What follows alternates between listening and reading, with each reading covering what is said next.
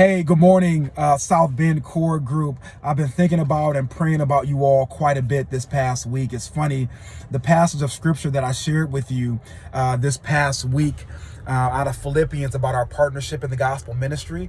Mandy and I just returned from Canada, and that passage of scripture was talked about or preached on about 3 times while we were in Canada. So it just sort of reaffirmed and reignited my passion and heart for the city of South Bend and what we're doing here. I'm just now leaving the Local Cup coffee shop located right there on Portage in the near Northwest neighborhood. And that's just a cool location. It's a cool coffee shop because, folks, some of everybody goes into that coffee shop. Over the last 4 times that I've been there, I've met a corporate attorney. I met a man who's been experiencing homelessness, who has suffered from severe mental health issues the majority of his life. I met a single mother this past time I went in there who is just struggling to provide for her kids. She's working 2 jobs. I met a grandmother who I see every Tuesday that I go in there, who knits or crochets. I don't know the difference between knitting and crocheting. Don't judge me. I don't know the difference, but she does that every Tuesday when she's inside the Local Cup.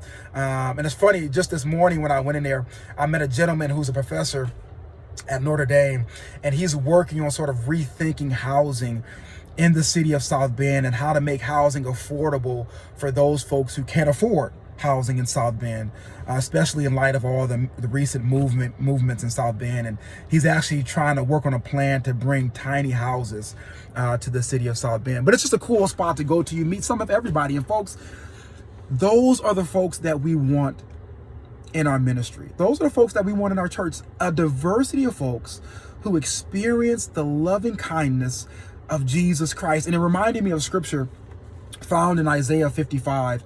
And it says this: "Come, everyone who is thirsty, come to the water, and you without silver, come buy and eat.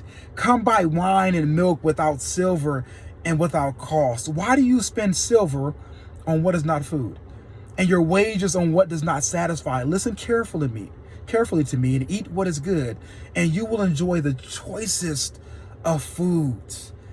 Pay attention and come to me. Listen, so that you will live, and nations whom you do not know will run to you. Seek the Lord while he may be found. Call to him while he is near. Let the wicked one abandon his way, and the sinful one his thoughts, and let him return to the Lord, so he may have compassion on him, and to our God, for he will freely forgive." It's amazing. Isaiah envisions a time in which all these groups of people will come and worship the Lord together. Those who can buy, those who cannot buy.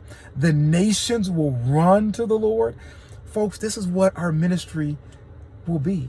All of those folks are welcome to come in and hear about the grace and kindness of Jesus Christ. It doesn't matter the background, ethnicity, socioeconomic standing. All those folks are welcome because Christ saves all those people.